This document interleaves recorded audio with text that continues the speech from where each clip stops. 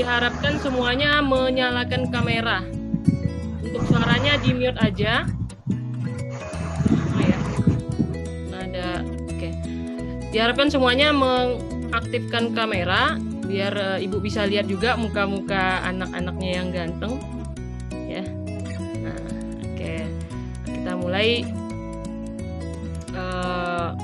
pertemuan kali ini. Kita akan membahas tentang mengelola waktu. Nah, di sini nanti akan kita bahas mengelola waktu belajar.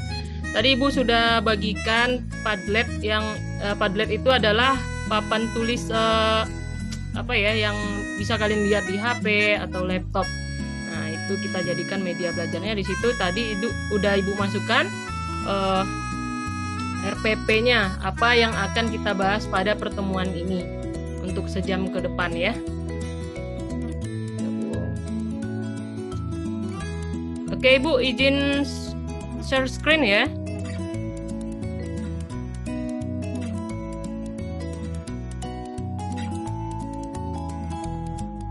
Oke, udah bisa dilihat di layar HP masing-masing atau laptop masing-masing?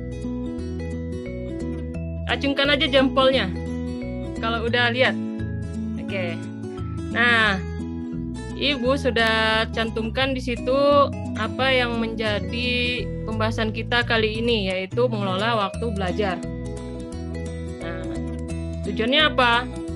Agar kalian bisa mengelola waktu kalian dengan baik. Tidak ada ya minimal memaksimalkan waktu untuk hal-hal yang bermanfaat bagi kalian. Nah, di sini tujuannya ya mengidentifikasi cara bagaimana mengelola waktu dengan baik, mengatur kegiatan sehari-hari, dan mengelola waktu belajar.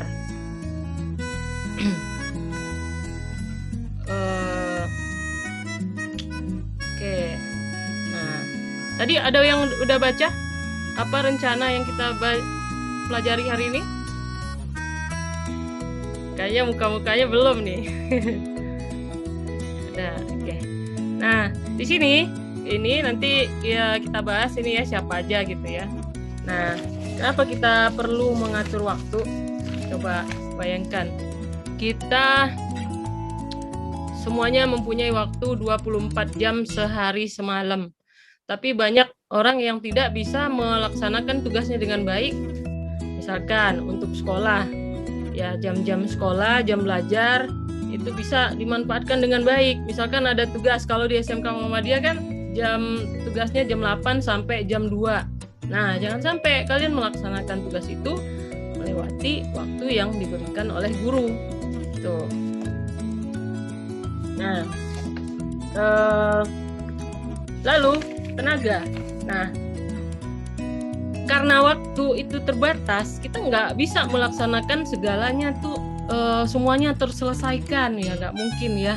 Pasti ada yang perlu kita atur ya, tadi waktu belajar dan istirahat pun ibaratnya handphone kalau kita pagi itu bangun tidur itu baterainya full gitu, sama kayak handphone. Kalau handphone baterainya full itu bisa bekerja maksimal, tapi kalau baterainya low bat ya ibarat orang ya tenaganya kurang ya otomatis kerjaannya nggak bisa dilaksanakan dengan maksimal juga gitu. Jadi perlu juga waktu tidur atau istirahat. Nah, dua hal itu yang perlu dipertimbangkan dalam mengelola waktu. Nah, bagaimana mengelola waktu dengan baik? Nah, baik, Ibu akan buka dulu ya.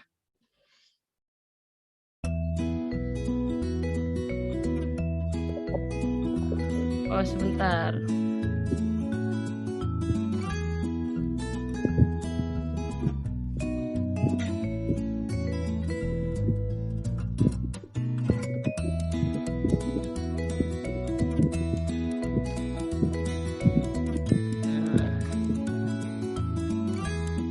Mengelola waktu itu bagaimana? Bikin perencanaan dan ada pengorganisasian, pergerakan, dan pengawasan produktivitas waktu.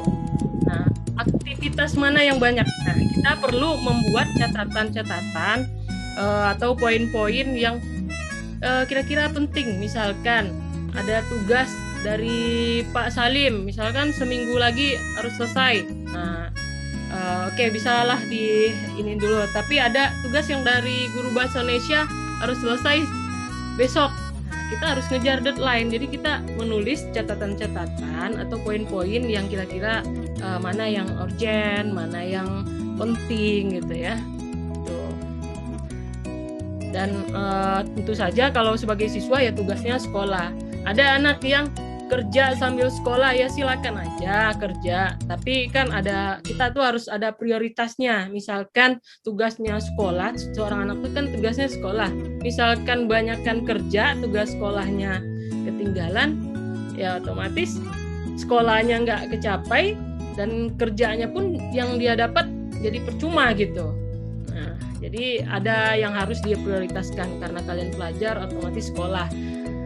Gimana Bu, kalau saya sekolah banyak belajar nanti teman saya nggak ada, ya harus berteman juga, cuman kita harus pinter-pinter mengatur waktu, jangan kebanyakan nongkrong juga, dan ya kalau belajar terus juga nggak bagus ya karena nanti kita udah cerdas ternyata temannya nggak ada gitu, jadi perlu juga sosial ya. Ada 3 jenis ini nih, di awal Ibu udah bilang tadi. Nah, prinsip utama dari pengelolaan waktu secara efektif adalah pembagian waktu yang efektif, meliputi waktu belajar, waktu untuk bekerja, ini bagi yang udah kerja ya, yang siapa sih Dewa udah sambil kerja, dan kegiatan sosial maupun waktu dibagi untuk diri sendiri untuk bersantai-santai juga.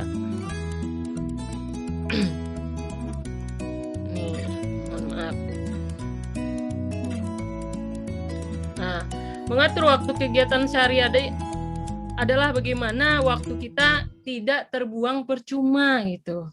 Jadi dari 24 jam begadang misalkan, paginya tidur. Kalau orang begadang kan gimana pun tidurnya, kalau tidurnya sampai puluhan jam pun mungkin nggak kebayar ya, karena memang udah ada waktunya bekerja atau belajar, dan ada waktunya istirahat.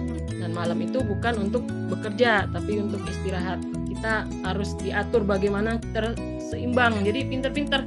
Nah, ngatur waktu ini juga bagian dari belajar untuk disiplin, karena untuk sukses itu ya disiplin itu termasuk kuncinya gitu. Ini ada aja nih yang iseng nih nyoret-nyoret lagi belajar ya, nggak apa-apa dah. Oke, manfaatnya apa? Ya, kita bisa memantau diri kita dari poin-poin yang kita catat ini, mana yang prioritas, mana yang kira-kira ini bisa ini dulu nih gitu. Misalkan main sama teman, karena saya ada tugas, saya ujian atau ada remedial ya pekan ini. Nah, itu bisa diatur dulu, main sama teman nanti dong, kan kita nanti juga ada libur gitu kan. Jadi pintar-pintar mengatur waktu. Nah, tugas on time, kalau sudah kelar tugasnya kan enak ya, nggak ada yang diuber-uber lagi sama guru gitu, dan nanti pas bagi rapor memuaskan, nggak diomelin orang tua. Nah, ini yang Ibu bilang, pemantauan diri, minimal kalian bikin poin-poin, nanti yang urgent hari Selasa itu apa, hari Rabu apa, nah, hari Kamis apa, ditulis. Walaupun memang nggak semuanya berjalan sesuai yang kita rencanain ya, tapi kita setidaknya punya poin-poin ya. Ibaratnya kita mau berjalan itu kita udah ada tujuan gitu. Nah, kayak kalian masuk SMK, tujuannya apa? Nggak mungkin kan jadi dokter, karena lulusan SMK teknik otomotif itu nggak mungkin jadi dokter. Pasti nanti kerjaannya jadi teknisi atau jadi mekanik gitu ya, di bengkel, kecuali kuliah lagi. Nah, ibaratnya gitu. Jadi kita punya jadwal itu, kita tuh kayak tahu arah gitu. Nah, dibikin waktu, kira-kira nanti olahraga. Saya suka olahraga, tapi nggak mungkin kan kita olahraga terus, karena tadi ada yang perlu kita pertimbangkan, tenaga kita nggak full baterainya gitu, tenaga kita tuh nggak full terus. Nah, itu juga bisa sebisanya diatur aja. Kalau ibarat perjalanan nih ya, ini anggap aja nih kalau dari sini nih, kelihatan nggak? Dari sini, kita anggap dari sini baru lahir ke sini. ibarat perjalanan nih, kalian nih masih baru sampai sini, buat nyampe ujung sini. Ada yang harus dilewatin sekolah. Tadinya ada SD, SMP, SMK. Nanti kalau udah SMK lanjut kuliah S1, S2, S3 sampai jadi profesor. Nah, siapa yang sudah kepikiran waktu yang diberikan Allah di hidupnya itu udah kepikiran untuk jadi profesor? Pernah nggak sih kalian mikir di masa muda kalian? Belum kesampaian nyampe profesor sih, Bu. Nah, belum nyampe ya, tapi udah kepikiran bakal kuliah? Insya Allah ada rezeki, Bu. Oke, mantap. Di umur segini tuh udah harus bisa mikir jauh ke depan. Nanti saya umur 25, targetnya harus sudah jadi supervisor misalkan. Gak apa-apa, karena nggak ada yang nggak mungkin. Jangan pikir, oh saya nggak bisa kuliah, keluarga saya cuma bisa nyekolahin sampai SMK. Jangan, karena apalagi sekarang beasiswa untuk kuliah itu banyak sekali.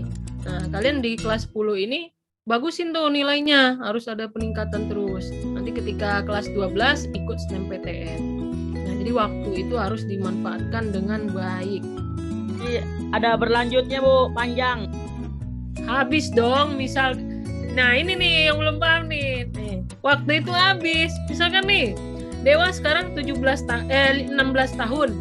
Bisa balik lagi nggak ke umur 15 tahun? Oh, nggak bisa, Bu, nggak bisa. Habis. Jadi kita tuh ada waktunya. Habis. Ini Ibu bilang tadi. Waktu itu terbatas, tenaga itu terbatas. Nah, soal waktu, ada 3 hal pesan Ibu ke kalian. Tolong diingat ya. Yang pertama, waktu itu kalau kalian gunakan dengan hal-hal bermanfaat, misalkan untuk belajar, membantu orang tua, mengasah keterampilan kalian, waktu itu habis, gak bakal balik lagi. Oh ya? Iya, Bu. Benar kan? Nah, benar. Kecil, sekarang udah besar. Dulu kurus, sekarang udah berisi gitu kan, gak bisa balik lagi. Waktu itu habis. Nah, itu anak muda tuh suka nggak kepikiran tuh, waktu masih berlanjut, waktu masih panjang, gue masih muda gitu kan. Nah, selalu umur muda tuh memang mikir begitu. Nah, itu yang kalian harus catat. Waktu kalian gunakan untuk yang bermanfaat pasti habis. Dan sebaliknya, waktu yang kalian gunakan untuk hal-hal yang tidak bermanfaat tetap habis. Misalkan habis buat tidur, nggak balik lagi waktunya. Habis buat nongkrong, apalagi nyari musuh gitu kan, nggak balik lagi waktunya. Nah, itu yang pertama, digunakan yang bermanfaat habis, yang digunakan untuk tidak bermanfaat tetap habis. Nah, kira-kira mau manfaatin waktu untuk hal bermanfaat apa enggak? Bermanfaat, Bu. Iya, diasah tuh keterampilannya. Manfaatkan waktu dengan baik. Catat dari sekarang apa yang menjadi tujuan kalian nanti ketika PKL. Kalian mau dapat apa di PKL? Dicatat dari sekarang biar nggak lupa. Takutnya udah nyampe perusahaan, lihat mobil udah pusing duluan, lupa sama tujuannya. Makanya perlu dicatat. Wah, nanti saya harus ini nih. Nah, kalau nggak bisa, tanya di sana. Pertemuan berikutnya ya harus semangat terus ya.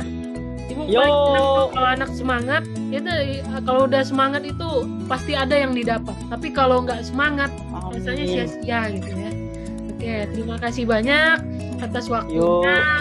Mudah-mudahan kalian sukses ke depannya dan jangan lupa minggu depan kita pertemuan lagi ya. Nah, kalau ada. Ya, Bu, siap. Ya, oke. Ada lagi? Tidak ada, Bu. Ya, terima kasih. Assalamualaikum warahmatullahi wabarakatuh. Waalaikumsalam warahmatullahi wabarakatuh. Thanks for watching.